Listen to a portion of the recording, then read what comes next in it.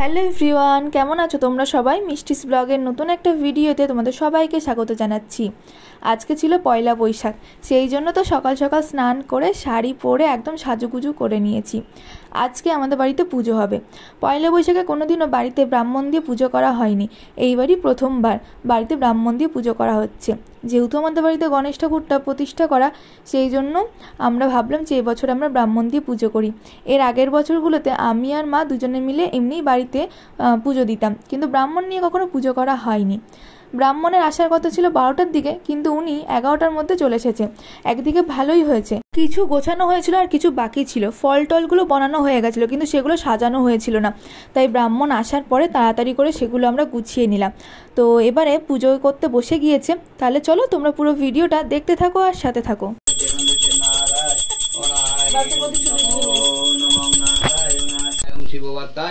শিব সরিস্ত্রীবং এতে গন্ধপুষ্পে শিবায় নমো নমঃ।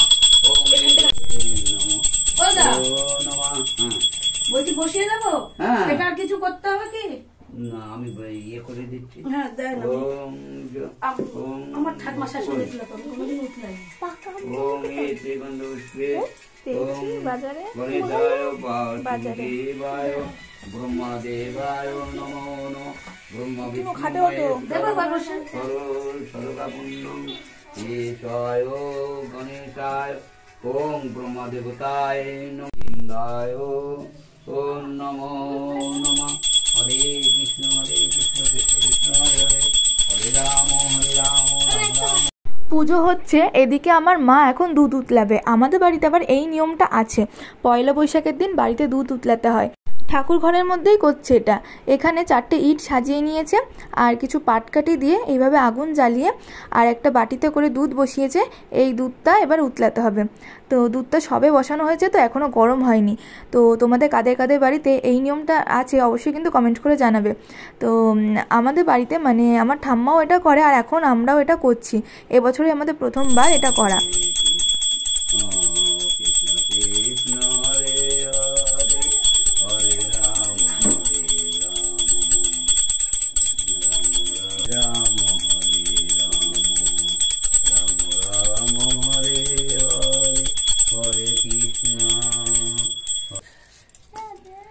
ওম কর্মহীনং ক্রিয়াহীনং কমাহীনং হে কৃষ্ণায় গোবিন্দায় নমো নমঃ। হরে কৃষ্ণায় গোবিন্দায় নমো নমঃ। হরে কৃষ্ণ কৃষ্ণ কৃষ্ণ হরে হরে, হরে রাম রাম রাম রাম হরে হরে, হরে কৃষ্ণ কৃষ্ণ কৃষ্ণ হরে হরে, হরে রাম হয়েছে তো উতলেছে। হ্যাঁ এবার ওই থাক চাল দেবো তো? হ্যাঁ দিয়ে দেন। আসেন এবার অঞ্জলি দেবেন। মনে অঞ্জলি দিবি তো?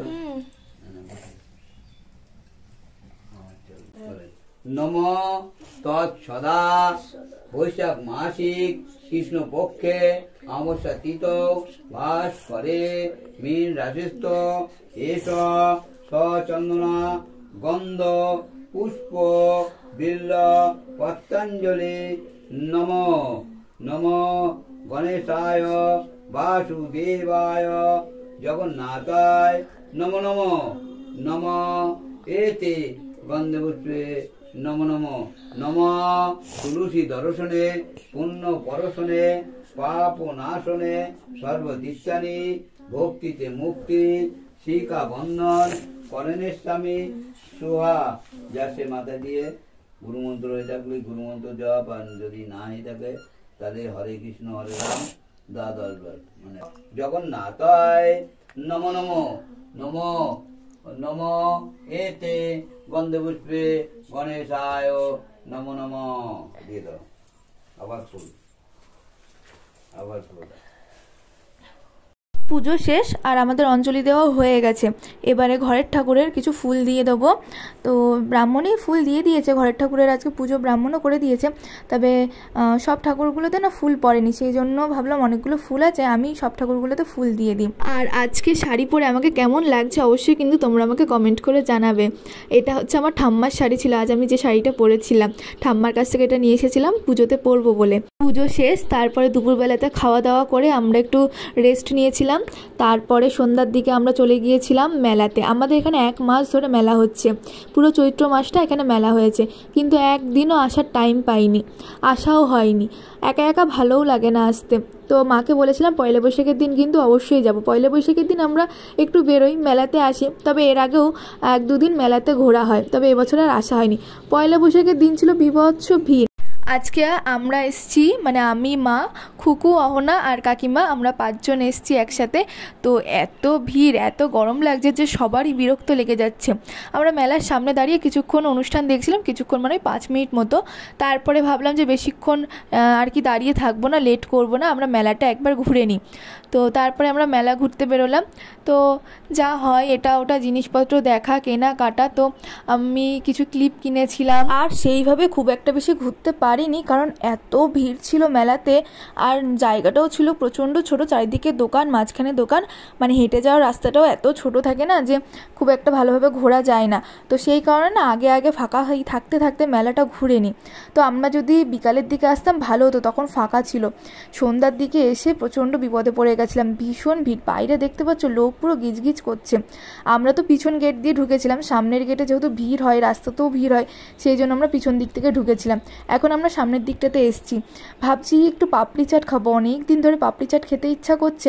তবে বাড়িতে আজকে আমাদের নিরামিষ খাওয়া হয়েছে, মা সেই জন্য খাবে না, আমি আর অহনা খেয়েছিলাম। তো ওইখান থেকে 1 প্লেট পাপড়ি চাট নিয়ে নিলাম। তবে পাপড়ি চাটটা এতটাই বাজে ছিল খেতে, একদম ভালো ছিল না। পাপড়িগুলো তো ছিল ভীষণ শক্ত, যে দাঁত দিয়ে ভেঙে খাওয়াই যাচ্ছে না। আর উপরে যে সমস্ত আর কি ভাজা, দই, চাটনি দিয়েছে সেগুলোও একদমও ভালো ছিল না, মানে পুরো খাওয়াটাই আমাদের মুখটাই পুরো নষ্ট হয়ে গেছে। পাপড়ি চাট খেয়ে তারপরে আবার আমরা আরেকবার মেলার মধ্যে ঢুকেছিলাম, যেহেতু আমরা পিছনের গেট দিয়েই আবার বেরোবো, ওই জায়গাটা একটু ফাঁকা থাকে আর ওখান দিয়ে বেরোলেও আমাদের সুবিধা হবে, সেই জন্য আবার আমরা মেলার ভিতরে ঢুকলাম। তারপরে মেলার থেকে আমি এই ব্যাগটা নিয়েছিলাম, পার্সটা, ছোট পার্স। আর এখানে প্রচুর সুন্দর সুন্দর জুয়েলারি ছিল, ব্যাগ ছিল, আমার তো খুব ভালো লাগছিল। তবে বেশি কিছু কিনিনি, শুধু একটা পার্সই নিয়েছিলাম। এই দোকানটা আমার ভীষণ পছন্দ হয়েছিল, দোকানের জিনিসপত্রগুলো, কারণ এত সুন্দর সুন্দর জুয়েলারি ছিল, ব্যাগ ছিল, খুব সুন্দর। তো আমি খুব একটা বেশি নিইনি, যেহেতু পড়া হয় না সেই জন্য আর নিইনি। সব শেষে বাড়ি আসার সময় একটু আইসক্রিম খেয়ে নিলাম আমরা। আইসক্রিম খেয়ে তারপরে আমরা বাড়ি চলে এসেছিলাম, কারণ প্রায় 8:30-9টা মতো বেজে গেছিলো। আজকের মতো ভিডিওটা এই অবধি। ভালো লাগলে অবশ্যই লাইক, কমেন্ট আর শেয়ার করে দিও। আর যারা নতুন আছো তারা আমার চ্যানেলটা সাবস্ক্রাইব করে দিও।